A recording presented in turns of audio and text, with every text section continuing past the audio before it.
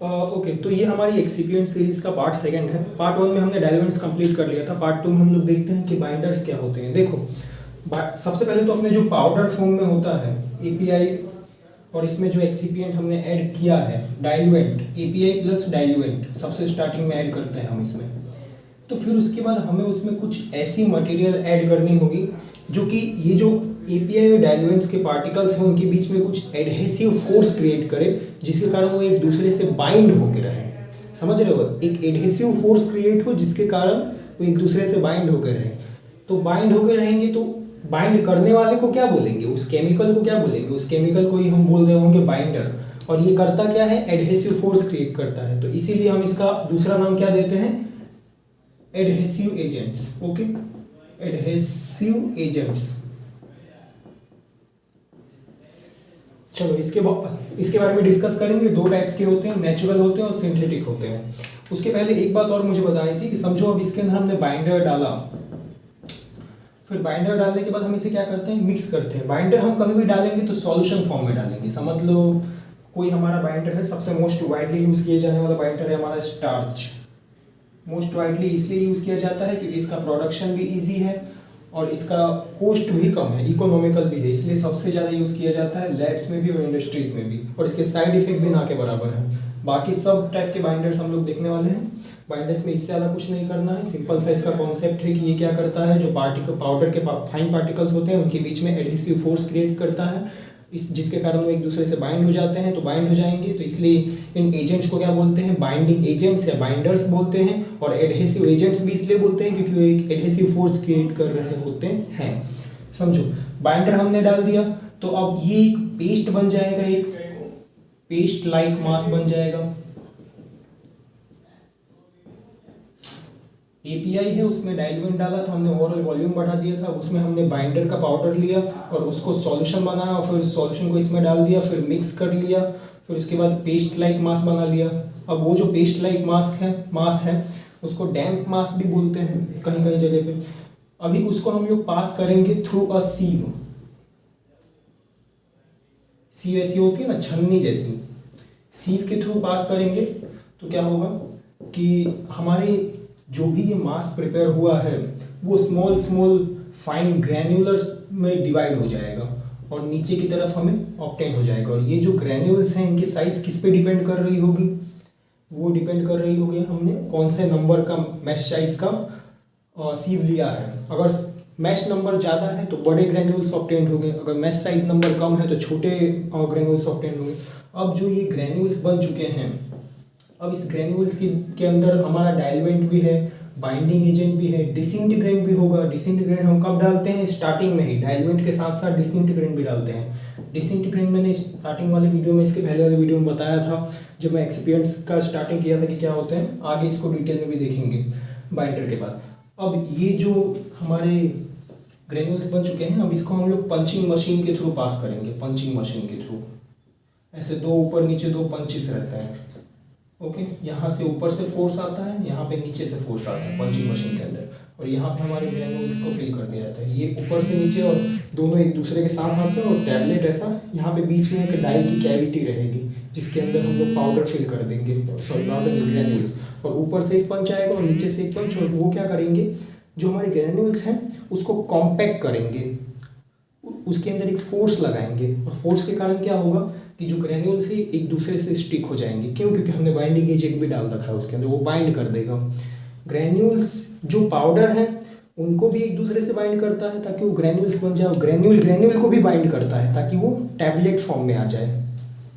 समझो, ये तो हमने ओवरव्यू यूज समझ लिया, एप्लीकेशन समझ लिया कि बाइंडर यूज किस लिए होता है। अगर बाइंडर नहीं डालेंगे तो फिर हमारा ग्रैन्युल्स बन ही नहीं पाएगा।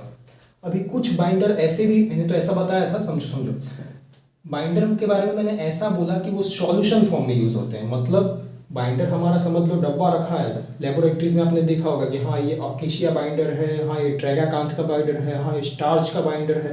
तो वो ऐसा पाउडर फॉर्म में रखा होगा, तो हम उसे लेते हैं, एक बीकर में लेते हैं, एक सॉल्यूशन प्रिपेयर करते हैं, स्टिकी सॉल्यूशन बन जाता है। फिर उसको हम लोग जो एपीआई के अंदर डाइल्यूएंट और डिसइंटीग्रेंट डाल रखा है पहले से, उन दोनों को मिक्स करते हैं एक स्पेसिफिक क्वांटिटी में ताकि एक पेस्ट लाइक मास प्रिपेयर हो जाए। तो अब मैंने क्या बोला था कि सॉल्यूशन फॉर्म में, बट कुछ एक्सेप्शंस भी हैं, कुछ ऐसे बाइंडर भी हैं जिनको हम लोग डायरेक्टली ड्राइव पाउडर फॉर्म में यूज कर सकते हैं। बताऊंगा वो कौन से हैं। चलो एग्जाम देखते हैं कि कितने टाइप के बाइंडर्स होते हैं। हमने समझ लिया है बाइंडर क्या होता है, ये भी समझ लिया है बाइंडर को यूज कैसे करते हैं, ये भी समझ लिया है कि कब यूज करते हैं और किस तरीके से यूज करते हैं। अब समझो कि बाइंडर्स कितने टाइप के होते हैं। दो टाइप के होते हैं, एक होता है नेचुरल बाइंडर्स जो कि डायरेक्टली हमें नेचर से ऑब्टेन हो जाता है, दूसरा होता है सिंथेटिक बाइंडर, या फिर इसके अंदर ही मैंने सेमी सिंथेटिक भी इंक्लूड कर दिया है क्योंकि मतलब बहुत डाइवर्स नहीं था, दोनों के अंदर बहुत सारे एग्जाम्पल्स भी नहीं है, इसलिए दोनों को एक में ही रखना मैंने सही समझा। देखो नेचुरल में कौन से होते हैं, अकेशिया होगा और ट्रैगैकैंथ होगा। अकेशिया और ट्रैगैकैंथ हमें इजीली ऑब्टेन भी हो जाता है प्लांट सोर्स से, इसका मैन्युफैक्चरिंग कॉस्ट भी ज़्यादा नहीं है, अच्छी बाइंडिंग प्रॉपर्टी भी अच्छी है, बट ये कुछ मैंने इसके एडवांटेजेस बता दिए। अब डिसएडवांटेजेस देखते हैं क्या है। डिसएडवांटेज ये है नॉन यूनिफॉर्मिटी। सेकेंड डिसएडवांटेज ये है माइक्रोबियल कंटेमिनेशन। देखो ये है क्या, इन दोनों के अंदर हमारे होते हैं कार्ब्स, और जहाँ कार्ब रहेगा वो ससेप्टिबल रहेगा माइक्रोबियल ग्रोथ के लिए। तो अगर इस बाइंडर को यूज करके हम ग्रेन्यूल्स टैबलेट बना रहे हैं, ग्रेन्युलर टैबलेट, तो उसके वो बहुत ही ससेप्टिबल रहेगा माइक्रोबियल ग्रोथ के, और ओवरऑल प्रोडक्ट की जो फॉर्मुलेशन की जो शेल्फ लाइफ है वो डिक्रीज हो जाएगी। एक और बात, अकेशिया और ट्रैगैकैंथ को किस कंसंट्रेशन में हम लोग यूज कर रहे होंगे, 25% कंसंट्रेशन। ये जो 25% कंसंट्रेशन मैंने इसलिए बता रखा है ताकि आप एक अंदाजा लगा पाओ, एक गेस कर पाओ कि हाँ इतना अमाउंट हम लोग बाइंडर का लेते होंगे इतने टैबलेट बनाने के लिए। समझ लो कोई ऐसे भी हमारे बाइंडर्स हैं जो कि बहुत ज़्यादा कंसंट्रेशन में यूज़ करना पड़ता है। अभी बहुत ज़्यादा कंसंट्रेशन में यूज़ करना पड़ता है मतलब कि मेरे कहने का मतलब समझ जाओ कि वो अच्छे बाइंडर नहीं है। जिनको कम कंसंट्रेशन में यूज़ करना पड़ रहा है, हाँ उनकी बाइंडिंग प्रॉपर्टी ज़्यादा है, ऐसे भी हैं। अभी जिसकी मैं बात करना चाह रहा था वो है हमारे ग्लूकोज और सुक्रोज। ये हमारे नेचुरल मोनोसैकेराइड्स होते हैं।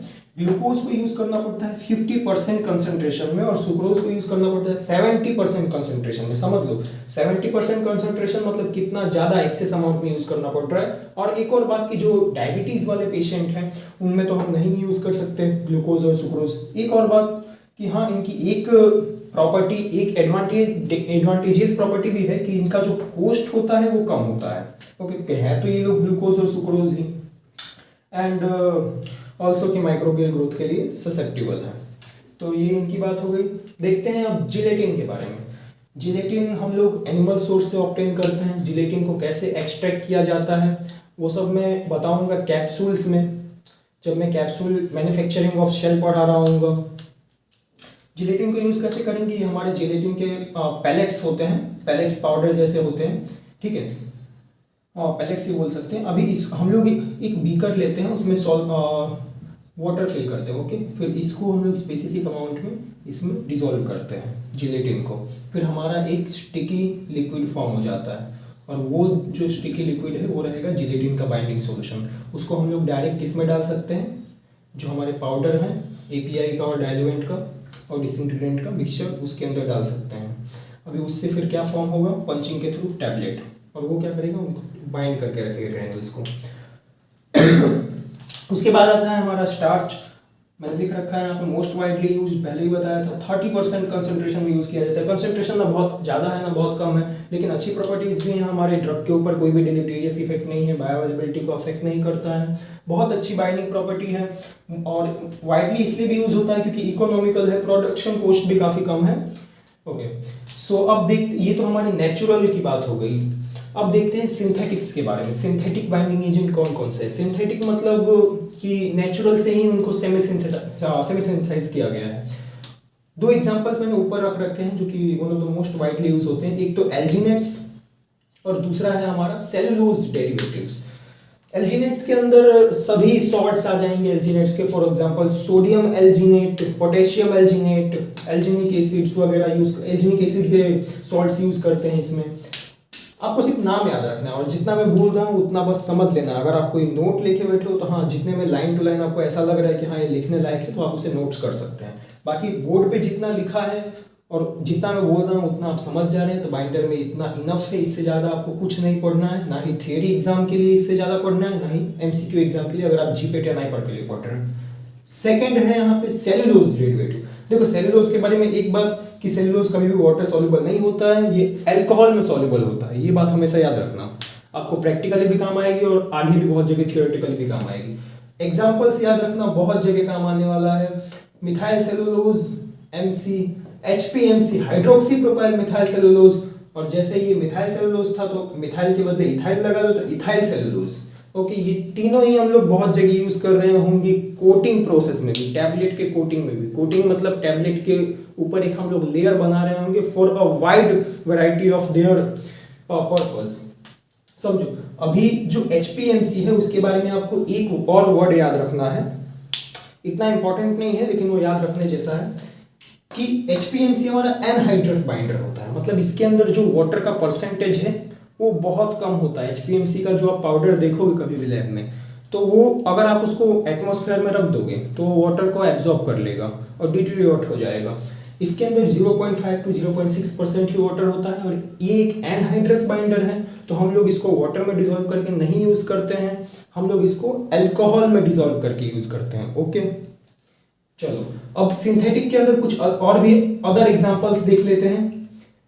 ये है हमारा पॉलीविनाइल पाइरोलिडिन, पीवीपी, ये भी one of the most widely use होता है। इसकी स्पेसिफिक प्रॉपर्टीज की खासियत है कि इसको हम लोग डायरेक्ट ड्राई फॉर्म में यूज कर लेते हैं। देखो मैंने यहाँ पे लिख रखा है, स्टार्टिंग में एक्सप्लेन भी किया था कि all other binders need to be used in solution form.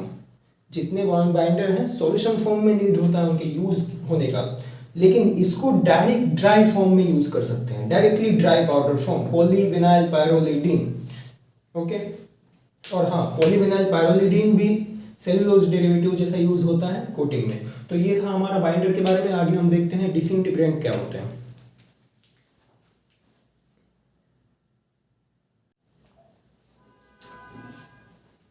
Okay, तो देखो डिसइंटीग्रेंट क्या होता है। डिसइंटीग्रेंट का नाम है कि ऐसी कोई भी केमिकल सब्सटेंस जो कि टैबलेट का क्या करवाए, डिसइंटीग्रेशन करवाए। डिसइंटीग्रेशन करवाए मतलब उसका ब्रेक डाउन करवाए। ब्रेक डाउन करवाना क्यों जरूरी है? क्योंकि उसका ब्रेक डाउन होगा तो ही तो वो डिसॉल्व होगा स्टमक में। समझ रहे हो, ब्रेक डाउन करवाने की बात कहाँ हो रही है? स्टमक के अंदर। तो डिसइंटीग्रेटिंग एजेंट का रोल कहाँ है? बॉडी के अंदर जाने के बाद अब तक जो हम लोग एक्सिपिएंट्स पढ़ रहे थे, डाइल्यूएंट हुआ, जैसे कि डाइल्यूएंट हुआ, हमारा बाइंडर हुआ, ये सब का रोल मतलब यूज़ कहाँ पे आ रहा था? टैबलेट के फॉर्मेशन में आ रहा था। ये जो हमारा एक्सिपिएंट है इसका यूज़ कहाँ आ रहा होगा? इसका यूज़ आ रहा होगा टैबलेट के फॉर्मेशन में नहीं, इसका यूज़ आ रहा होगा हमारे बॉडी के अंदर, मतलब टैबलेट के अंदर जो एपीआई भरा हुआ है, मेन एक्टिव इंग्रेडिएंट, उसको हमारे बॉडी में एब्जॉर्ब करवाने में, क्योंकि यही जो है वो टैबलेट को वापस से ब्रेक डाउन करवाएगा स्मॉल स्मॉल पार्टिकल्स में, फिर वो ब्रेक डाउन होंगे, फिर वो डिसॉल्व होंगे स्टमक के फ्लूइड में, फिर एक बार वो डिसॉल्व हो गए, फिर डिसॉल्व होने के बाद उनकी सॉल्युबिलिटी मिलेगी, और सॉल्युबलाइज होने के बाद वो एब्जॉर्ब होंगे। समझो अब ये काम कैसे करते हैं डिसइंटीग्रेटिंग एजेंट्स। समझ लो ये हमारा था पाउडर, एपीआई, कोई भी एपीआई है उसका पाउडर है, उसमें हमने क्या क्या मिला रखा है, ये हमारा मेन एपीआई है। ओके, अभी इसमें हमने सबसे पहले तो डाइल्यूएंट डाला, डाइल्यूएंट डाल दिया, ठीक है, इसका मास बढ़ाने के लिए। फिर इसमें हमने क्या कर, अभी इसका मास तो बढ़ा दिया, लेकिन अब इसको फिर एक ग्रेन्यूल्स बनाने लायक बनाना पड़ेगा। इसके अंदर कुछ एडहेसिव फोर्सेस क्रिएट करने होंगे ताकि ये जो डाइल्यूएंट और एपीआई के मॉलिक्यूल्स एक दूसरे के साथ बाइंड होकर रहें। तो हमने इसके अंदर क्या डाल दिया? Binding agent.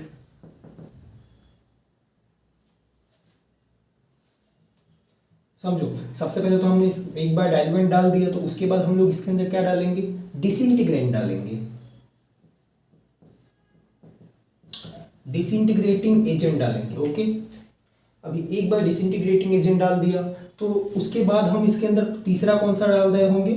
सबसे पहले डाइल्यूएंट, दूसरा डिसइंटीग्रेटिंग एजेंट, और तीसरा डाल रहे होंगे हम इसके अंदर हमारा बाइंडर। बाइंडर लास्ट में डालेंगे। क्यों लास्ट में ये दोनों के बाद में डाल रहे होंगे? क्योंकि ये लिक्विड फॉर्म में है और इसको डालने के बाद हम इसके अंदर और कुछ ऐड नहीं कर सकते। क्यों? क्योंकि ये एक लिक्विड फॉर्म में बन जाएगा। ओके, फिर इसके बाद हमें डायरेक्टली सीव के थ्रू पास करके ग्रेन्यूल्स बनाने होते हैं।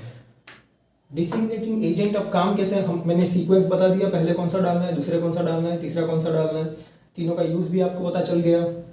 डिसइंटीग्रेटिंग एजेंट का मैकेनिज्म क्या है समझो। ये ऐसे केमिकल्स होते हैं जो कि वाटर को एब्जॉर्ब करके स्वेल करते हैं।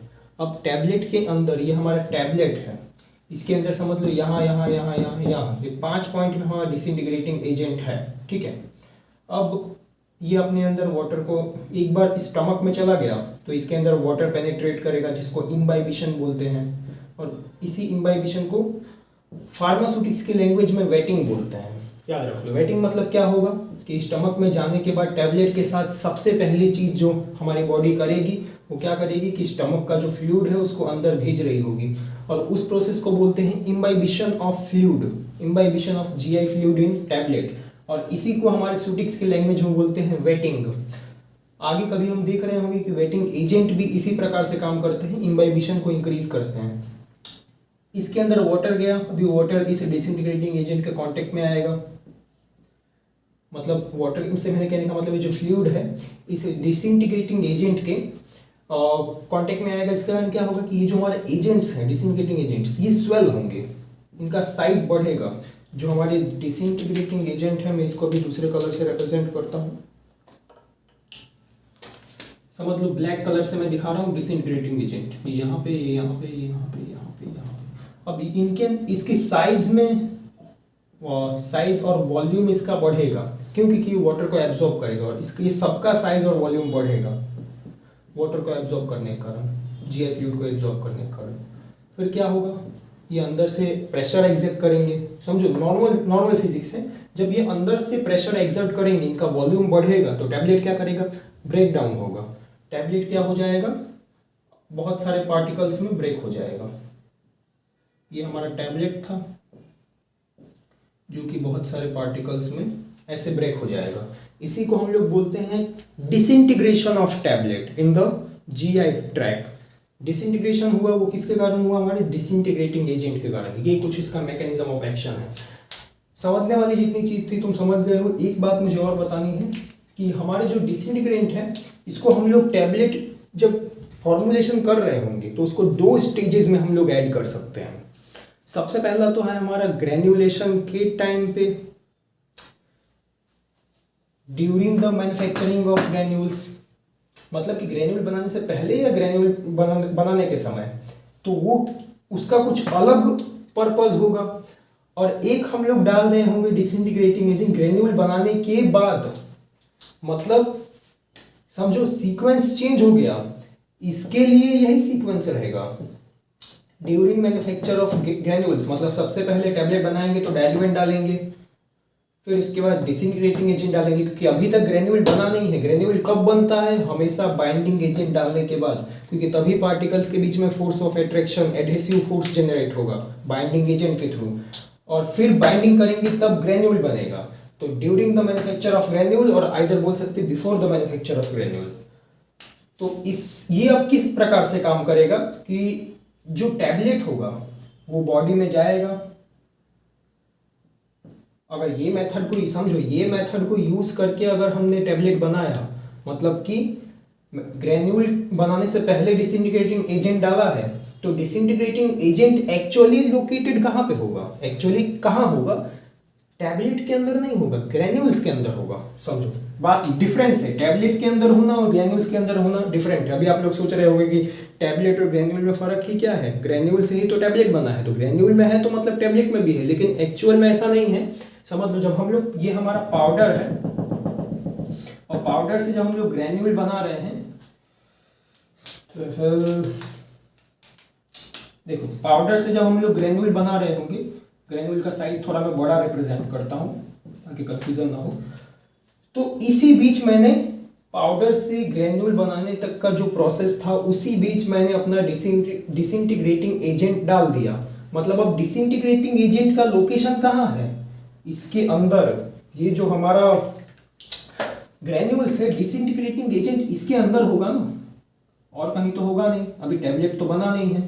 अब फिर मैंने क्या किया इसको पंचिंग मशीन के थ्रू पास किया और फिर बना दिया टैबलेट, ये टैबलेट बन गया।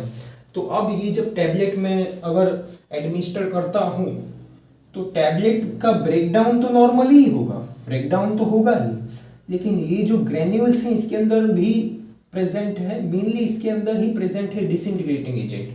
तो सबसे पहले टैबलेट क्या करता है, ग्रेन्यूल्स के अंदर उसका डिसइंटीग्रेशन होगा, स्मॉल स्मॉल पार्टिकल्स, मतलब ग्रेन्यूल्स के कहने का मतलब है।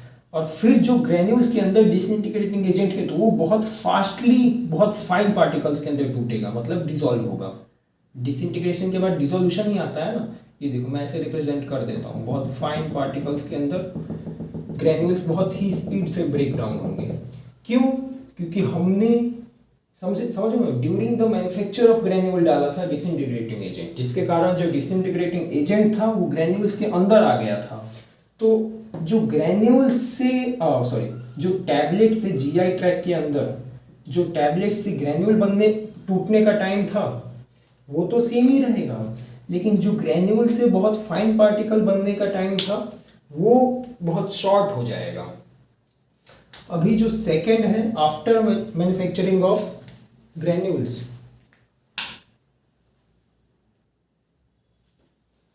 ओके, तो ये सबको समझ आ गया, ये समझ आएगा तभी ये वाला समझ आएगा। ये जिसको भी नहीं समझ में आया है मैं डिस्क्रिप्शन बॉक्स में मेरा नंबर डाल दूंगा या फिर स्क्रीन पे भी डाल दूंगा। प्लीज़ जिसको भी कोई भी डाउट हो, कोई भी हेसिटेट मत करना, वो नंबर पे कॉल करके आप डायरेक्टली मुझे 24/7 अवेलेबल रहूँगा, कभी भी फ़ोन कर सकते हो। डाउट सॉल्व करने के लिए मैं कभी भी आपको ऐसा नहीं बोलूँगा कि हाँ आपने इस टाइम पे फ़ोन क्यों किया, आप बिजी हूँ, कभी भी आपका डाउट सॉल्व होगा। देखो दूसरे कौन से तरीके से हम लोग अपना डिसइंटीग्रेटिंग एजेंट ऐड कर सकते हैं, इस मेथड की बात करता हूँ। इसमें जो सीक्वेंस है हमारा वो चेंज हो जाएगा। जो डिसइंटीग्रेटिंग एजेंट सेकंड था वो हो जाएगा थर्ड, और जो बाइंडर तीसरे नंबर पे था वो हो जाएगा सेकंड। मतलब एपीआई लेंगे, एपीआई के अंदर सबसे पहले डाइल्यूमेंट, ये सबसे पहले ही रहेगा, सबसे पहले हमने उसे वॉल्यूम ही बढ़ाना है, सबसे पहले उसे कंप्रेशन होने लायक ही बढ़ाना है, क्योंकि कंप्रेशन होने लायक ही नहीं रहेगा वो तो फिर कोई मतलब ही नहीं है ये सब करने का।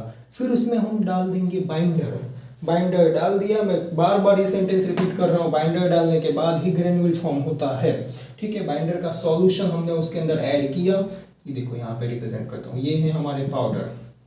इसमें सेकंड नंबर पे क्या है, बाइंडर सॉल्यूशन, बाइंडर सॉल्यूशन डाल दिया तो फिर ये एक दूसरे के बीच में एडहेसिव फोर्स जनरेट होगा, जिसके कारण ये लोग आपस में चिपक जाएंगे, क्या हो जाएंगे, बाइंड हो जाएंगे पार्टिकल्स।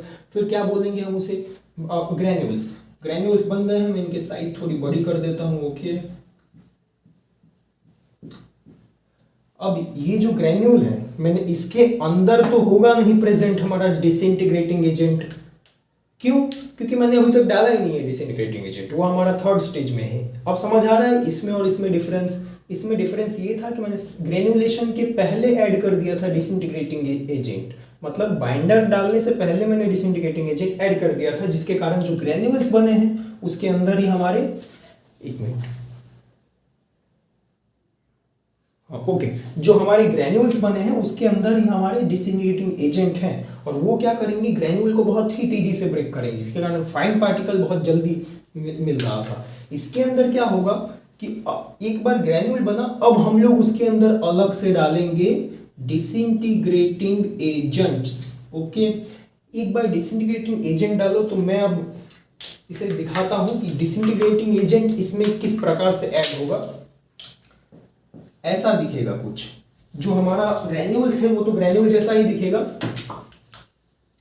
ऐसे ये रहे हमारे ग्रेन्यूल्स, बट इसके ऊपर ऐसे, इसके ऊपर, एक सेकेंड,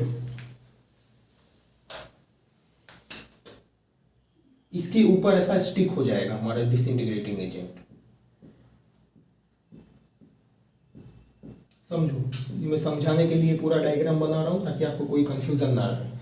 ग्रेन्यूल बन गया है, फिर डिसइंटीग्रेटिंग एजेंट जो पाउडर था हमारे पास वो हमने डाल दिया। फिर अब क्या होगा, ये इसके ऊपर चिपक गया है। अब मैं क्या करूंगा, इसको पंचिंग मशीन के थ्रू पास करूंगा, ओके, पंचिंग मशीन के थ्रू पास करूंगा इसको। ये रही हमारी पंचिंग मशीन, इसके अंदर हमारा रख दिया मैंने ग्रेन्यूल्स को, और ग्रेन्यूल के ऊपर क्या चिपके हुए हैं, डिसइंटीग्रेटिंग एजेंट्स, ओके। तो डिसइंटीग्रेट, अब क्या होगा, टैबलेट प्रिपेयर हो गया हमारा, ओके। तो देखो एक बार टैबलेट प्रिपेयर हो गया, तो अब क्या होगा, टैबलेट को अब मैं क्या करूंगा, एडमिनिस्टर करूंगा। जो डिफरेंस मिल रहा है मुझे वो हमारी बॉडी के अंदर मिलेगा। टैबलेट तो टैबलेट जैसा ही दिखेगा ना। डिसइंटीग्रेटिंग एजेंट आप पहले ग्रेनुलेशन का ऐड करो या बाद में करो, उसमें दिखने में, उसके लुक में कोई चेंज नहीं आएगा, उसके यूटिलिटी में चेंज आएगा, और इसी हिसाब से हम उसे ऐड करते हैं। इसमें क्या होगा कि जो हमारी टैबलेट बनी है उसके अंदर, टैबलेट के अंदर जो ग्रैन्यूल्स ही मिलके बनी है ना, तो ये जो ग्रैन्यूल्स है, ग्रैन्यूल्स के अंदर नहीं है डिसइंटीग्रेटिंग एजेंट, जो दो ग्रैन्यूल्स के बीच में स्पेस जो मिल रही है हमें उसके अंदर, दो ग्रैन्यूल के बीच में जो स्पेस मिल रही है उसके अंदर प्रेजेंट है हमारे डिसइंटीग्रेटिंग एजेंट्स। ओके, तो अब एक बार मैंने इसको, जब देखो ये रहा हमारा डिसइंटीग्रेटिंग एजेंट, दो ग्रैन्यूल्स के बीच में है, तो अब क्या होगा, जैसे ही हमारे स्टमक फ्लूइड में एंटर करेगा, जैसे ही मैं इसको एडमिनिस्टर करूंगा, जैसे ही हमारे स्टमक फ्लूइड के कांटेक्ट में आता है, ये क्या होगा, सबसे पहले तो इसका डिसइंटीग्रेशन होगा, और इसका डिसइंटीग्रेशन ही बहुत फास्ट होगा। उसमें क्या हो रहा था, डिसइंटीग्रेशन मतलब जो डायरेक्ट टैबलेट का ग्रैन्यूल में ब्रेकडाउन हो रहा था पार्टिकल्स में, वो तो उसी स्पीड से हो रहा था, क्योंकि उसके अंदर, इसके अंदर जो डिसइंटीग्रेटिंग एजेंट थे वो इस स्पेस में नहीं थे, डायरेक्ट ग्रैन्यूल्स के अंदर डाल रखे थे हमने। इसके अंदर क्या होगा कि इसका ब्रेकडाउन बहुत फास्ट होगा, डायरेक्टली ये ब्रेकडाउन करेगा काफ़ी स्पीड से, इस हिसाब से ऐसे टूट जाएंगे ग्रैन्यूल फॉर्म में। ओके, और अब जो ग्रैन्यूल टूटेगा, सारे ग्रैन्यूल्स ब्रेक होंगे स्मॉल पार्टिकल्स में, वो तो स्लो ही होगा, क्योंकि ग्रैन्यूल के अंदर तो हमने डाला ही नहीं है ना। जब हमने बाइंडिंग एजेंट डाला था ग्रैन्यूल बनाने के लिए, उसके पहले तो हमने डाला ही नहीं था डिसइंटीग्रेटिंग एजेंट। तो जो समझो, टैबलेट से सबसे पहला ब्रेकडाउन होगा लार्जर पार्टिकल्स में, वो इसमें स्पीड होगा, और उसके बाद जो फाइन पार्टिकल्स में डिसोल्यूशन होगा वो स्लो होगा। डिसइंटीग्रेशन फास्ट होगा, डिसोल्यूशन स्लो होगा फाइन पार्टिकल्स में। और इसमें क्या हो रहा था, डिसइंटीग्रेशन लार्जर पार्टिकल्स में तो स्लो ही था, लेकिन जो फाइन पार्टिकल्स मिल रहे थे उसमें काफ़ी फास्ट हो रहा था, काफ़ी फास्ट ब्रेकडाउन हो रहा था। एक और चीज़ जो शायद आपको कंफ्यूज कर रही हो, कि जो ये सबसे पहला ब्रेकडाउन हो रहा है थोड़े लार्जर साइज पार्टिकल्स में, उसे मैं डिसइंटीग्रेशन बोल रहा हूँ। ओके, उसी को ही डिसइंटीग्रेशन बोल रहा हूँ। और फिर जो ये फाइन पार्टिकल्स मिल गए हैं इसी के ब्रेकडाउन से, इसे मैं डिसोल्यूशन बोल रहा हूँ। ओके, तो एक में डिसोल्यूशन फास्ट हो रहा होगा, एक में डिसइंटीग्रेशन फास्ट हो रहा होगा। अब समझो कि इसमें जो हमारा ग्रैन्यूल ऐड हुआ था, इसमें जो हमारा डिसइंटीग्रेंट ऐड हुआ था वो ग्रैन्यूल के अंदर ऐड हुआ था, तो इसको मैं ऐसा बोल सकता हूँ कि इसे एक और नाम देंगे जिसे बोलेंगे इंटरग्रैन्युलर डिसइंटीग्रेंट। ठीक है, इंटरग्रैन्युलर डिसइंटीग्रेंट, क्योंकि जो डिसइंटीग्रेंट है वो कहाँ पे लोकेटेड है, हमारे ग्रैन्यूल्स के अंदर। लेकिन जो इसका नाम होगा वो होगा एक्स्ट्रा ग्रैन्युलर डिसइंटीग्रेंट। ओके, जो एक्स्ट्रा ग्रैन्युलर डिसइंटीग्रेंट होगा वो किसके बीच में ऐड होगा, वो तो हमारा जो ग्रैन्यूल्स हैं उसके अंदर तो ऐड नहीं किया था हमने, तो इसलिए इसे बोलते हैं एक्स्ट्रा ग्रैन्युलर डिसइंटीग्रेंट, मतलब ग्रैन्युलर के अंदर नहीं, ग्रैन्यूल के बाहर है। समझे, तो सबसे पहले मैंने बोला था कि टैबलेट के अंदर डिसइंटीग्रेटिंग एजेंट प्रेजेंट नहीं है, ग्रैन्यूल्स के अंदर है। समझ में आ गया दोनों का डिफरेंस, बस यही था हमारा डिसइंटीग्रेटिंग एजेंट्स। तो अब जो हमारा है वो है लुब्रिकेंट, एंटी एडहरेंट एंड ग्लाइडेंट। ये तीनों में बहुत ही कम डिफरेंस है, इसलिए अक्सर स्टूडेंट्स इसे लेके कंफ्यूज रहते हैं। बुक्स में भी तीनों को एक जैसा ही बताया गया है, कुछ बुक्स में तो सिर्फ ग्लाइडेंट दिया रहेगा, लेकिन मैं इन तीनों में जो मेजर तीनों का काम भी बताऊंगा, एग्जैक्ट जो हमारा टैबलेट पंचिंग मशीन है उसके डेमोन्स्ट्रेशन के साथ बताऊंगा कि हाँ उसके अंदर ये काम कैसे करता है।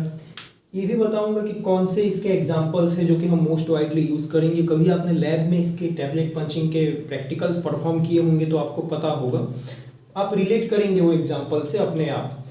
देखते हैं तीनों क्या होते हैं, तीनों के फंक्शंस क्या है। सबसे पहले तो ये कुछ मैंने बना रखा है अजीब सी चीज़ें, डायग्राम, वो समझते हैं कि क्या है ये। देखो सबसे पहले तो ये दोनों क्या है वो समझो, ये दोनों हैं हमारे पंचिस। पंचिस का काम क्या है, ये ऊपर नीचे मूव कर सकते हैं। ठीक है, ये बाई डायरेक्शनली मूव कर सकते हैं कुछ मैकेनिज्म के थ्रू। यहाँ पे एक एम्प्टी स्पेस है, इसको हम लोग बोलते हैं डाई कैविटी। अभी खाली समझते जाओ, एकदम ऊपर ऊपर से बता रहा हूँ कि टैबलेट पंच कैसे होता है, क्योंकि जरूरत लगेगी ये तीनों को समझने में। ये है हमारी डाई कैविटी।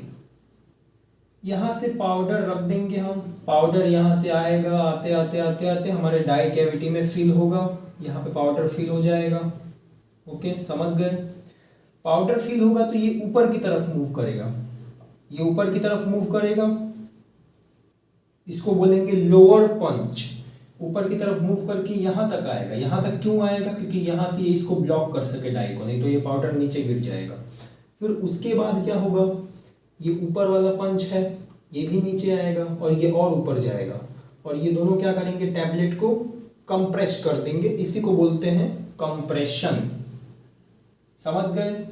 एक और बात, एक और करेक्शन करना चाहूंगा मैं, कुछ लोग वरना कंफ्यूज होंगे। ये पाउडर नहीं था, ये ग्रैन्यूल्स थे। ग्रैन्यूल्स हमने ऑलरेडी बना रखे हैं। ओके, और ये ग्रैन्यूल्स आ कहाँ से रहे हैं, यहाँ पे एक फ्लास्क सबने देखा होगा, फ्लास्क जैसी चीज रहती है, लेकिन वो काफी बड़ी रहती है क्योंकि मशीन भी बड़ी है। फ्लास्क में हम क्या करते हैं कि कोई भी हमें बीकर है उसे फिल करना है और जल्दी जल्दी फिल करना है बिना पाउडर को वेस्ट किए। इसका अपर सरफेस बड़ा होता है जिसके कारण हम इजीली उसमें मतलब जो भी मटेरियल फिल करना है वो डाल सकते हैं और वो फिल हो जाता है। सेम मैकेनिज्म यूज किया जाता है हमारे टैबलेट फिलिंग मशीन में, इसे बोला जाता है हॉपर। ओके, हॉपर बोलते हैं, कई बुक्स में फीड भी लिखा है, मोस्टली मैं हॉपर टर्म का यूज करूंगा। हॉपर से क्या होता है, यहाँ पे हम हमारे ग्रैन्यूल्स हम फिल कर देंगे ऊपर से। ओके, पूरा हम यहाँ तक ग्रैन्यूल्स फिल कर देंगे। अभी ग्रैन्यूल्स स्लोली स्लोली नीचे उतरेंगे, यहाँ पे ये हमारा है। ओके, यहाँ पे ग्रैन्यूल्स आएंगे, यहाँ पे आए ग्रैन्यूल्स।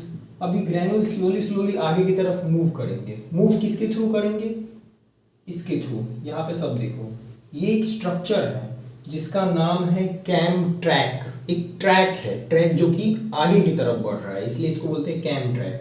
ये जैसे जैसे आगे बढ़ेगा उसके साथ साथ ये हमारे ग्रैन्यूल्स है वो भी आगे बढ़ेंगे। समझ गए। अब ये पूरा जो मैंने बताया है वो सब समझ में आ गया। ये है हमारा पंच। पंच का काम होता है जो हमारे ग्रैन्यूल्स आ रहे हैं कैम ट्रैक के थ्रू, उसे कंप्रेस करना। कंप्रेस किसके अंदर कर रहे हैं, डाई कैविटी के अंदर। ओके, डाई कैविटी क्या है, एक एम्प्टी स्पेस है जिसके अंदर ग्रैन्यूल्स आके जमा होते हैं, फिर ये दोनों एक कंप्रेस करते हैं। इसको मैं एक बार और अच्छे से बताऊंगा जब मैं टैबलेट मैन्युफैक्चरिंग पढ़ा रहा होगा, तब मैं बहुत कंपोनेंट बताऊंगा कि हाँ ये ऊपर नीचे मूव कैसे कर रहे हैं, फिर वापस टैबलेट का इजेक्शन कैसे होता है। समझो इजेक्शन कैसे होगा, इजेक्शन मतलब होता है, समझ लो कंप्रेशन तो हो गया, फिर ये दोनों सेपरेट होंगे, बट टैबलेट तो नीचे गिर जाएगी। टैबलेट को हमें बाहर की तरफ लाना है ना वापस। ये कैम ट्रैक है, ये बनने के बाद टैबलेट बना, टैबलेट बनने के बाद ये वापस ऊपर आ जाना चाहिए, ऐसे बाहर टैबलेट आ जाना चाहिए, ऐसा होना चाहिए ना। तो वो किसके थ्रू होता है, वो होगा हमारे ये जो लोअर पंच है, ये ऊपर की तरफ उठेगा। पंचिंग हो गई है, लोअर पंच ऊपर, देखो मूवमेंट देखो, लोअर पंच ऊपर की तरफ उठता है और ये अपर पंच भी ऊपर की तरफ उठता है, जिसके कारण क्या होगा, जो अपर प्रेशर था वो रिलीज हो जाएगा और लोअर साइड से और प्रेशर एक्सर्ट होगा। ऐसा होगा, ये जो है ऊपर की तरफ हो जाएगा और जो लोअर पंच है ये भी ऊपर की तरफ होगा, जिसके कारण जो ये टैबलेट प्रिपेयर हो गया है वो बाहर की तरफ निकल जाएगा और ये आगे मूव कर जाएगा। ये जो पूरा कैम ट्रैक है ये आगे मूव कर जाएगा, समझे, ऐसे टैबलेट बाहर आ जाएगा। अब हम समझते हैं कि लुब्रिकेंट, एंटी एडहेरेंट और ग्लाइडेंट क्या होते हैं। ग्लाइडेंट का सबसे बेस्ट एग्जांपल मैं दूं जो आप सब ने कभी ना कभी अपने लाइफ में यूज किया होगा, वो है हमारा टॉल्क। मतलब कि हाँ यहाँ पे टॉल्कम पाउडर की बात हो रही है। ये टॉल्कम पाउडर जब भी हम अपनी स्किन पे अप्लाई करते हैं तो थोड़ा सॉफ्ट सॉफ्ट फील आता है, काफ़ी ग्लॉसी फील आता है। वो किसके कारण आता है, क्योंकि जो फ्रिक्शन होता है वो रिड्यूस कर देता है टॉल्क।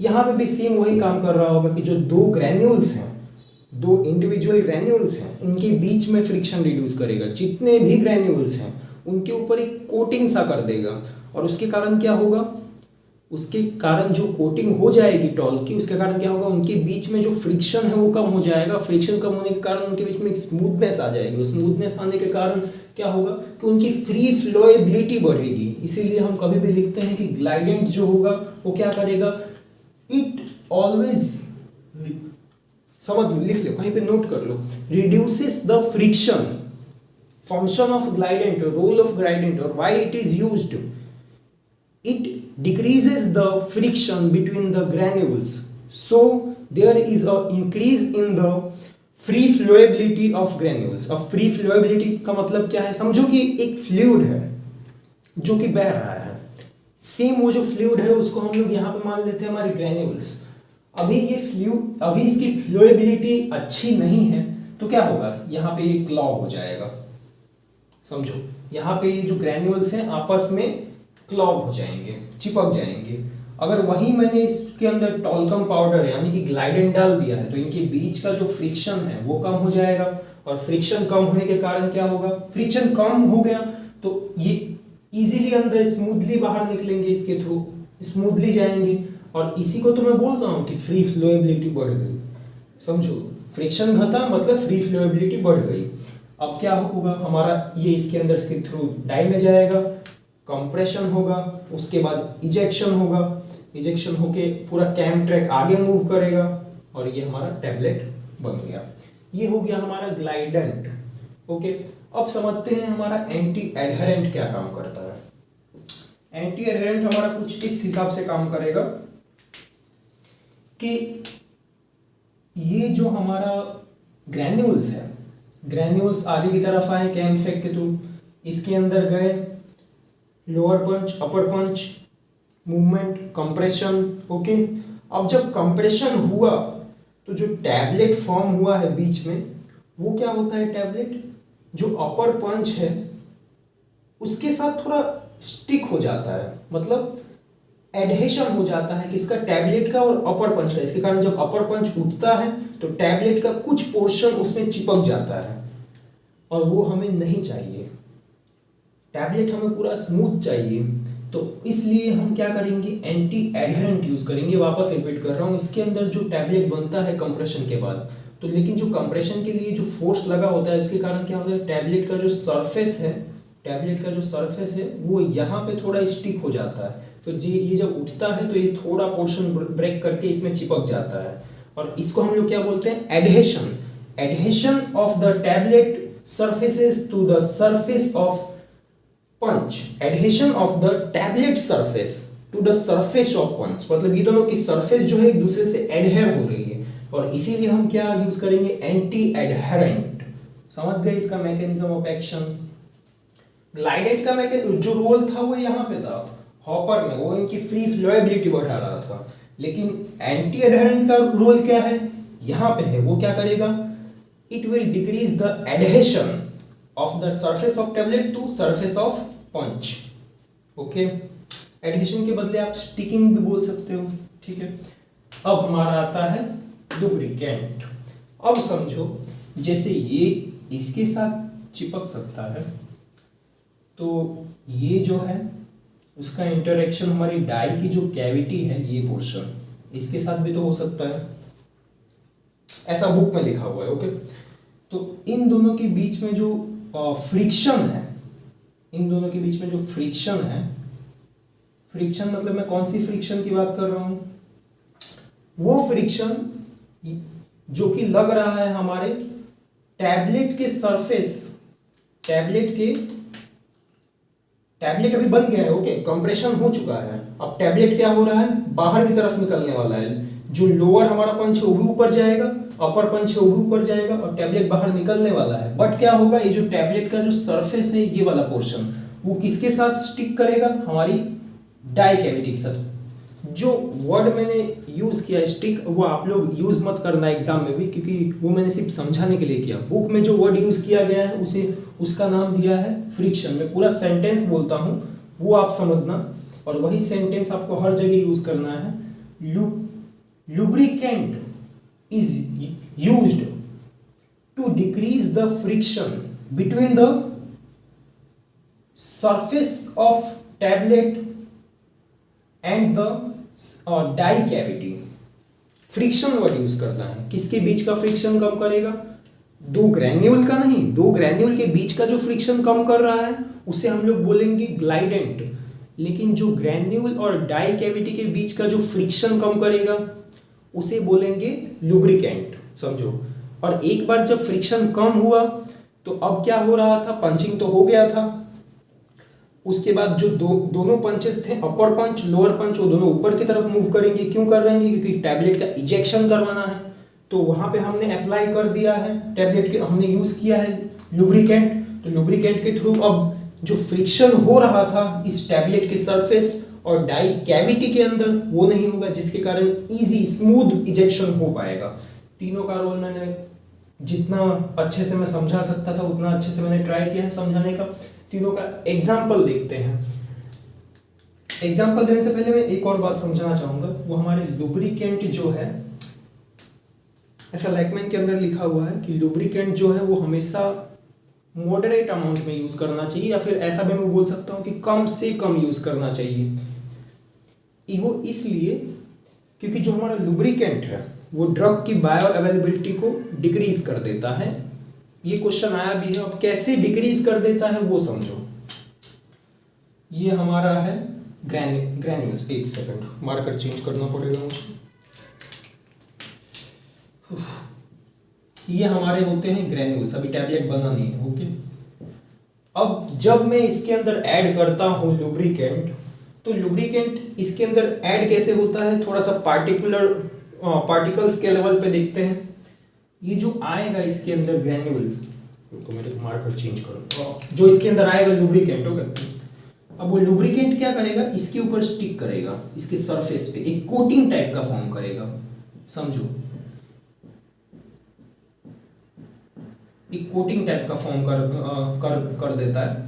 अभी उसके कारण क्या होता है कि अगर जो हमने लुब्रिकेंट यूज किया है वो लुब्रिकेंट अगर हाइड्रोफोबिक हो तो उसके कारण क्या होगा, जो ये ड्रग है, अंदर जो ड्रग प्रेजेंट है, एक्टिव फार्मास्यूटिकल इंग्रेडिएंट, वो बाहर ही नहीं आ पाएगी। क्यों नहीं आ पाएगी, क्योंकि जो हमारे इसके ऊपर एक कोटिंग फॉर्म हो गई थी हाइड्रोफोबिक लुब्रिकेंट की, वो उसको डिसॉल्व ही नहीं होने देगा, वो वाटर मॉलिक्यूल्स के अंदर इंटरेक्ट ही नहीं करेगा, क्योंकि वो हाइड्रोफोबिक है। अब उसके कारण क्या होगा, ड्रग जल्दी रिलीज नहीं होगा। और बायोअवेलेबिलिटी का मतलब क्या था, rate and extent of drug release, मतलब रेट भी कम हो गया और एक्सटेंट भी कम हो गया ड्रग रिलीज का, समझो। इसके कारण से हमेशा मॉडरेट अमाउंट में यूज करो लुब्रिकेंट को। समझ में आया। अभी देख, एक और चीज मैं बताना चाहूंगा, इसका एक और मैकेनिज्म होता है। एक मैकेनिज्म तो मैंने बता दिया कि इसका इसका जो टैबलेट रहेगा उसके अंदर जो ऐसा मतलब इंटरेक्शन कम हो जाता है हाइड्रोफोबिक लुब्रिकेंट के कारण। सेकेंड मैकेनिज्म ये भी दिया है कि इसके ऊपर जो कोटिंग लेयर फॉर्म हो जाता है, वर्ड याद रखो कोटिंग लेयर, ये बुक के अंदर दिया हुआ है और यही आपको याद भी रखना है कि लुब्रिकेंट्स का मैकेनिज्म ऑफ एक्शन क्या होता है, कैसे ये फ्रिक्शन को कम करते हैं, कि ये जो ग्रैन्यूल्स होते हैं उसके ऊपर एक कोटिंग लेयर फॉर्म कर देते हैं। ओके, तीनों का ही सेम है, कोटिंग लेयर फॉर्म कर देते हैं। और अगर हमने हाइड्रोफोबिक लुब्रिकेंट ऐड किया, लुब्रिकेंट दोनों टाइप के अवेलेबल है मार्केट में, हाइड्रोफोबिक, हाइड्रोफिलिक ऐड किया तो कोई दिक्कत नहीं है, कोटिंग वो भी कोटिंग लाइक स्ट्रक्चर वो भी फॉर्म करेगा, बट वो क्या करेगा, वाटर के अंदर डिसॉल्व हो जाएगा इजीली, क्योंकि वो वाटर लविंग है। बट अगर हमने हाइड्रोफोबिक वाला यूज कर रहे होंगे तो हाइड्रोफोबिक वाला क्या करेगा, वो जो लेयर फॉर्म हुआ होगा हाइड्रोफोबिक लुब्रिकेंट का, वो वाटर के अंदर डिसॉल्व नहीं होगा, जिसके कारण से rate and extent of drug release कम हो जाएगा, इसके कारण से बायोअवेलेबिलिटी कम हो जाएगी। इसलिए हमें कम यूज करना है कभी भी। दूसरा कि ये जो डिस्टेंस है दो ग्रेन्यूल के बीच का, यानी कि दो पार्टिकल के बीच का, वो भी बढ़ जाता है, ऐसा बुक में दिखा है। खाली सुन लो एक बार कि डिस्टेंस बढ़ जाता है, बाकी और कुछ नहीं है इसमें। अब चलो तीनों का एग्जांपल देखते हैं, उसके बाद ये तीनों खत्म। सबसे पहले ग्लाइडेंट के एग्जांपल में सबसे बेस्ट एग्जांपल वही है हमारा टॉल्कम पाउडर, वो लिख देना। ये सब मिटा देता हूँ मैं आराम से। इसके एग्जांपल्स हमेशा याद रखना, कुछ एग्जांपल्स ऐसे भी होंगे जो दो के अंदर आ रहे होंगे। इसका मतलब ये समझ लो, कोई एक एग्जांपल मैं देता हूँ। हमारा एक एग्जांपल बेस्ट एग्जांपल है मैग्नीशियम स्टीयरेट, जो कि हमारा आ रहा होगा लुब्रिकेंट में भी और एंटी एडहेरेंट में भी, मैग्नीशियम स्टीयरेट। तो इसका मतलब ये है कि magnesium stearate as a lubricant भी काम कर रहा होगा, एज अ एंटी एडहेरेंट भी काम कर रहा होगा। इसका मतलब क्या होगा कि वो क्या होगा, लुब्रिकेंट के काम पर तरह काम करेगा, मतलब फ्रिक्शन भी कम करेगा। किसके बीच का? टैबलेट और डाई कैविटी और एंटी एडहेरेंट की तरह काम करेगा। इसका मतलब एडहेशन कम करेगा, और बोल सकता हूं कि स्टिकिंग कम करेगा। किसके बीच? टैबलेट सरफेस और पंच सरफेस। ठीक है। मैग्नीशियम स्टीरेट का मैंने नाम इसलिए लिया क्योंकि वो सबसे वाइडली यूज किया जाने वाला हमारा लुब्रिकेंट बोल सकते हैं या फिर एंटी एडहेरेंट है। सबसे इजी अवेलेबिलिटी भी है, प्रोडक्शन भी इजी है, इकोनॉमिकल भी है। वैसे इकोनॉमिकल और प्रोडक्शन ज़्यादा तो हमारा टॉलकम का भी है, तो आपके दिमाग में सवाल तो आया ही होगा कि हाँ इतना तो वो भी यूज़ कर सकते हैं। फर्स्ट नंबर पे वो क्यों नहीं है, बता देता हूँ। फर्स्ट नंबर पे हमेशा हमारे रखना मैग्नीशियम स्टीरेट, सबसे अच्छा और सबसे वाइडली यूज़ किए जाने वाला। लेकिन सेकेंड नंबर पे है हमारा टॉल्क, यानी कि टॉलकम पाउडर। टॉलकम पाउडर इसलिए है सेकेंड नंबर पे, इसका एक स्पेसिफिक रीज़न है। वो रीज़न ये है कि टॉल्क के अंदर हमारे आयरन प्रेजेंट होते हैं, आयरन के ट्रेसेस प्रेजेंट होते हैं, ऐसा मैं टर्म बोल सकता हूँ। अब ये आयरन के ट्रेसेस होते हैं, उससे हमें क्या नुकसान?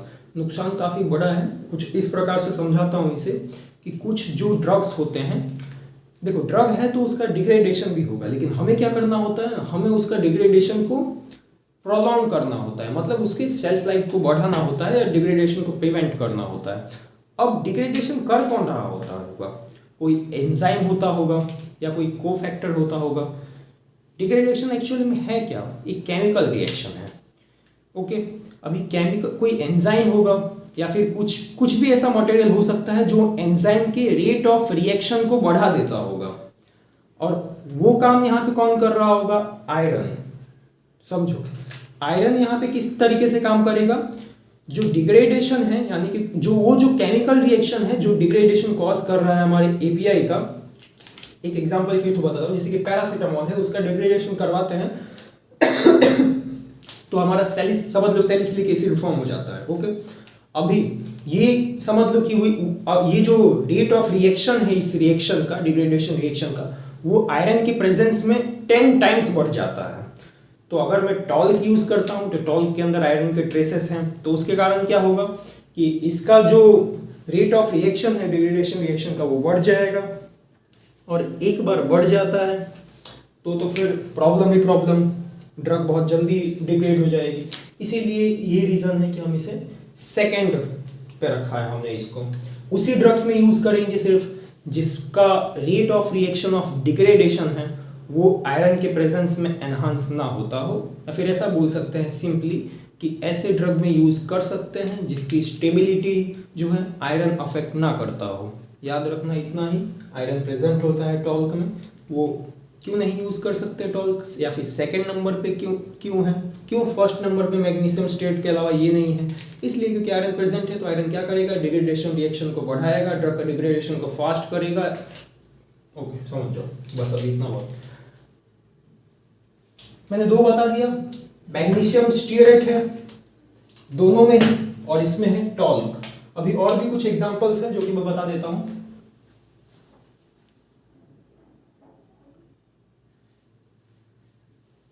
ओके, चलो एक एग्जांपल देख लेते हैं फटाफट। ग्लाइडेन का एग्जांपल टॉल्क है, उसके बाद कॉर्न स्टेज पाउडर है, उसके बाद हमारा मैग्नीशियम ऑक्साइड, मैग्नीशियम कार्बोनेट और मैग्नीशियम सिलिकेट। ठीक है, इसे याद रखने का तरीका मैं बता रहा हूँ। जो टॉल्क और कॉर्न स्टार्च पाउडर है वो सेम एग्जांपल आपको लिखना है लुब्रिकेंट के अंदर। ओके, टॉल्क और कॉर्न स्टार्च पाउडर ये किसकी तरह बिहेव करेगा? लुब्रिकेंट के अंदर। एंड एंटी एडहेरेंट में कौन से लुब्रिकेंट की तरह एक्ट करते हैं वो मैंने बता दिया था, calcium and magnesium stearate. Calcium and magnesium stearate जो है वो लुब्रिकेंट की तरह एक्ट करेंगे। ओके, तो आपको जितना बोर्ड पे लिखा है सिर्फ उतना ही याद रखना है। लुब्रिकेंट के एग्जांपल याद रखने की जरूरत नहीं है, बस आपको इतना याद रखना है कि स्टीरेट वाले, मतलब कि जो मैंने बताया था सबसे most famous, most widely use, rank 1 lubricant है वो स्टीरेट, तो वो सेम इसमें लिखना है, कैल्शियम स्टीरेट, मैग्नीशियम स्टीरेट। और ग्लाइडेंट में जो सबसे सेकेंड मोस्ट फेमस वाला है टॉल्क और कॉर्न स्टार्च पाउडर, वो इसमें लिखना है।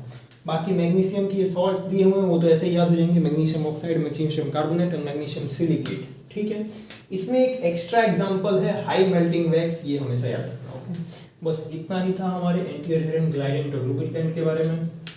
हमने सबसे पहले इन तीनों का डिफरेंस देखा, मैकेनिज्म देखा, कि कैसे टैबलेट पंच होता है, मैकेनिज्म के अकॉर्डिंग देखा, तीनों का एप्लीकेशन क्या होता है, उसके बाद एग्जांपल्स देखे। एग्जांपल याद रखना बहुत जरूरी है, आप अपने हिसाब से कुछ ट्रिक बना के भी इसे याद कर सकते हैं। ओके, तो अब हम लोग देखते हैं कि जो कलरिंग एजेंट है वो क्या होते हैं। कलरिंग एजेंट मोस्टली हम यूज़ नहीं करते हैं टैबलेट में। उसका एक रीज़न है कि क्यों मैन्युफैक्चरर्स इसे यूज़ करना प्रेफर नहीं करते हैं। क्यों नहीं करते? क्योंकि टैबलेट जो कलरिंग एजेंट्स हैं और एंड फ्लेवरिंग एजेंट, स्वीटनर्स, ये सब वगैरह वगैरह हैं, एक तो इनके लिमिटेशंस थोड़े ज़्यादा हैं। अभी कुछ लिमिटेशंस ज़्यादा है, मतलब मेरे कहने का मतलब सबसे पहली चीज़ कि ये तीनों जो हैं WHO गाइडलाइन के अप्रूव्ड होना चाहिए। WHO ने इन्हें अप्रूव किया है या नहीं। सेकेंड थिंग कि इनकी कोई टॉक्सिसिटी नहीं होनी चाहिए। ये जो ड्रग के API हैं उसके साथ कुछ इंटरेक्शन नहीं होना चाहिए। कलरिंग एजेंट तो मोस्टली नहीं यूज़ करते हैं क्योंकि वो एक प्रॉब्लम होती है जिसे बोलते हैं मॉटलिंग या फिर कलर ब्लीडिंग, वो शो करते हैं, इसके कारण नहीं यूज़ करते।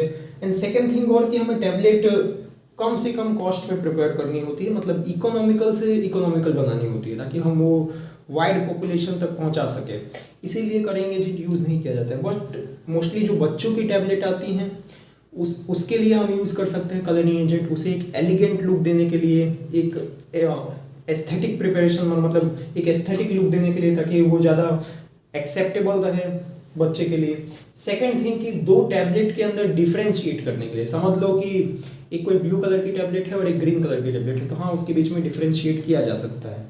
तीसरा यूज़ इसलिए भी कर सकते हैं कलरिंग एजेंट का कि समझ लो कि जो हमारा मेन API है उसका ही कोई ऐसा कलर है जो कि लोगों को पसंद नहीं है, लोगों को पैलेटेबिलिटी को कम कर रहा है, तो उस कलर को मास्क करने के लिए हम कोई दूसरा कलरिंग एजेंट यूज़ करते हैं। बहुत कम सिचुएशंस है, जो कि मैंने 3 केसेस बताए, इन केसेस में यूज़ कर सकते हैं। एक तो 2 टैबलेट को डिफ्रेंशिएट करने के लिए, दूसरा उसका जो डिस्गस्टिंग कलर है उसको मास्क करने के लिए, और तीसरा जो है एक एलिगेंस लुक देने के लिए ताकि किड्स के लिए वो एक्सेप्टेबल रहे। और लिमिटेशंस भी मैंने बता दिए कि क्यों उसे नहीं यूज़ करना चाहिए, टैबलेट को इकोनॉमिकल बनाना जाता है इसलिए।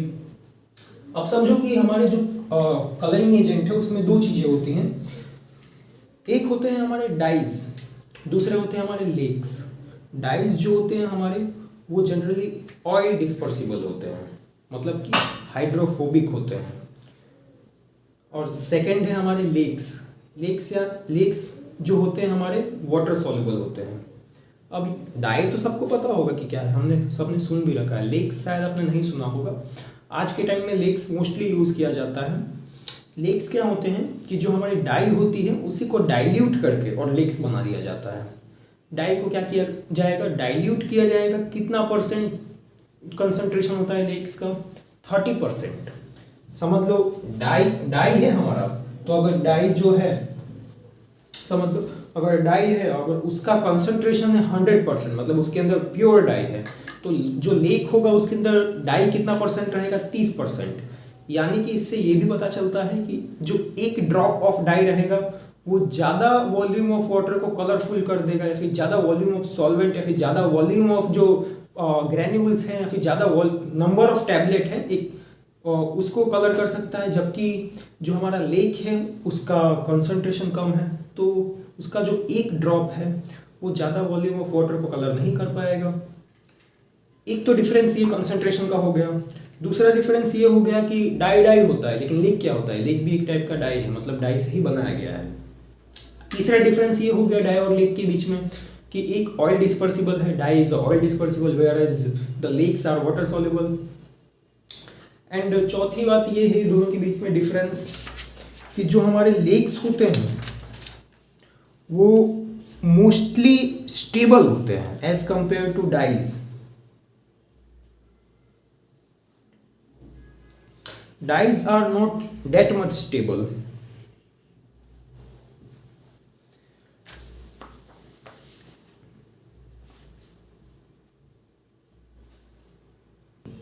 देखो स्टेबल से मेरे कहने का यहाँ पे ये मतलब है कि समझाने की कोशिश करता हूँ बोर्ड पे। समझ लीजिए हमारा टैबलेट है, उसके अंदर मैंने कलरिंग एजेंट ऐड कर दिया। ये जो है हमारा टैबलेट, शायद तक से बोर्ड पे नहीं दिख रहा होगा, थोड़ा कोऑपरेट कर लेना। हमारा टैबलेट है, उसके अंदर क्या होगा कि कलरिंग एजेंट ऐड किया। अब कलरिंग एजेंट ऐड करने के बाद मैंने बताया था कि सबसे जो प्रॉब्लम देखने को मिलती है मोस्टली वो होता है हमारा ब्लीडिंग का। इसको ऐसा बोल सकते हैं कलर माइग्रेशन। कलर माइग्रेशन से मतलब है एक जगह ज़्यादा कलर हो जाना, एक जगह कम कलर हो जाना। मतलब कि जो कलर होगा वो प्रॉपरली डिस्ट्रीब्यूट नहीं हुआ होगा। इसी को कलर ब्लीडिंग या फिर कलर माइग्रेशन भी बोलते हैं। ये जो प्रॉब्लम है हमारी डाइज के साथ मोस्टली देखने को मिलती है, बट किसके साथ नहीं देखने को मिलती? लेग्स के साथ। इसीलिए मैं कह रहा था कि लेग्स स्टेबल होते हैं एंड यही एक रीज़न है कि इसे सबसे ज़्यादा यूज़ किया जाता है हमारे फार्मा इंडस्ट्रीज़ में। ओके, बस इतना ही था हमारे कलरिंग एजेंट्स के बारे में। कुछ कलरिंग एजेंट्स के एग्जांपल मैं यहाँ पे दे रहा हूँ। वो सब एग्जांपल्स सारे नहीं याद रखने, लेकिन आपको एक बार रीड कर लेना है कि हाँ ये टाइप्स के होते हैं, ये कलर्स में अवेलेबल हैं। फ्लेवरिंग एजेंट जो है हम लोग टैबलेट में नहीं यूज़ करते हैं। क्यों नहीं यूज़ करते? क्योंकि टैबलेट को उससे अनस्टेबिलिटी मिलती है, ऐसा लिखा गया है लैकमैन में। ओके, इसके बारे में और ज़्यादा जानने की ज़रूरत नहीं है। उसके बाद हमारा आता है sweetening agents. Okay, sweetening agent जो मोस्ट वाइडली हमने यूज़ किया जाता है टैबलेट प्रिपरेशंस में वो है हमारा सुक्रोज। ओके, सुक्रोज जो है हमारा मोस्ट वाइडली यूज़ किया जाने वाला स्वीटनर है। और उसके बाद हमारा मैनिटॉल जो है वो भी यूज़ किया जाता है, सैचरिन भी यूज़ किया जाता है, एस्पार्टम भी यूज़ किया जाता है। इन चारों के बारे में एक एक लाइन जो इंपॉर्टेंट है वो मैं बता देता हूँ। देखो, सबसे पहले तो सुक्रोज के बारे में ये लिख देना कि सबसे मोस्ट वाइडली यूज़ किए जाने वाला है। उसके बारे में हमारा जो मैनिटॉल होता है, मैनिटॉल वो 72% स्वीटनेस, मतलब 72% एज स्वीट एज सुक्रोज। मतलब समझ लो सुक्रोज अगर है, अगर वो इतना परसेंट स्वीटनेस दे रहा है, एक एग्जांपल से समझो, तो जो हमारा मैनिटॉल होगा वो कितना देगा स्वीटनेस? उससे कम। कितना कम? 72% स्वीटनेस। उसके बाद हमारा आता है सैचरिन। सैचरिन जो होता है वो 500 गुना ज़्यादा स्वीट होगा किससे? सुक्रोज। देखो, मेन हमारा सुक्रोज है, जितने भी अदर स्वीटनिंग एजेंट्स हैं, और सुक्रोज हमारा नेचुरल भी है। बाकी जो एस्पार्टेम और सैचरिन है वो हमारे आर्टिफिशियल स्वीटनिंग एजेंट्स हैं। सुक्रोज और mannitol are the naturals, aspartame and saccharin are the artificials. तो इसीलिए मैं कह रहा था कि जो सैचरिन है वो 500 गुना ज़्यादा स्वीट होता है एज कम्पेयर टू सुक्रोज। क्यों? क्योंकि वो आर्टिफिशियल है, उसे बनाया ही इसलिए गया है क्योंकि वो स्वीटनेस ज़्यादा प्रोवाइड करे कम अमाउंट में। बट सैचरिन के साथ एक प्रॉब्लम आने लगी। प्रॉब्लम ये थी कि वो कार्सिनोजेनिक था, और उसमें एक और प्रॉब्लम थी कि वो एक आफ्टर बिटर टेस्ट देता है। मतलब टैबलेट को जब आप इंटेक्टली एडमिनिस्टर करोगे, उसे स्वॉलो करोगे, तो स्वॉलो करने के कुछ देर बाद एक बिटर टेस्ट मिलेगा। इसीलिए इसको बोलते हैं आफ्टर बिटर टेस्ट। मतलब पहले स्वीटनेस आएगी, उसके बाद बिटर टेस्ट आएगा, इसलिए आफ्टर बिटर टेस्ट। इसीलिए सैचरिन को आज के टाइम में नहीं यूज़ किया जाता है। ठीक है, तो इसके बाद देखो, सबसे पहले हमने सुक्रोज के बारे में बात कर ली है कि हाँ, सुक्रोज सबसे मोस्ट वाइडली यूज़ किए जाने वाला स्वीटनर है किसमें? टैबलेटिंग फॉर्मुलेशंस में। उसके बाद हमने मैनिटॉल के बारे में देख लिया कि मैनिटॉल इज स्वीट एज कितना? 72% एज कम्पेयर टू किसके? सुक्रोज के। उसके बाद हमने देख लिया सैचरिन के बारे में और एस्पार्टम के बारे में कि ये दोनों हमारे आर्टिफिशियल स्वीटनिंग एजेंट है जो कि टैबलेट में यूज़ होते हैं। सैचरिन जो होता है हमारा 500 टाइम मोर स्वीट होता है कंपेयर टू किसके? सुक्रोज के। लेकिन क्यों नहीं यूज़ करते हैं ज़्यादा? क्योंकि ये कार्सिनोजेनिक होता है, आफ्टर बीटर टेस्ट भी प्रोवाइड करता है। उसके बाद हमारा आता है एस्पार्टम। एस्पार्टम भी कम यूज़ किया जाता है, हालांकि इसके अंदर ये दोनों प्रॉब्लम नहीं होती हैं after bitter taste and carcinogenic की, लेकिन एक अलग प्रॉब्लम होती है अनस्टेबिलिटी की। ओके, जो कि टैबलेट को अनस्टेबल करता है। तो ये हमारा यहाँ पे सारे एक्सिपिएंट्स कंप्लीट होते हैं। आगे हम लोग वीडियो में देखेंगे कि कैसे टैबलेट को प्रिपेयर किया जाता है through different granulation techniques. Okay.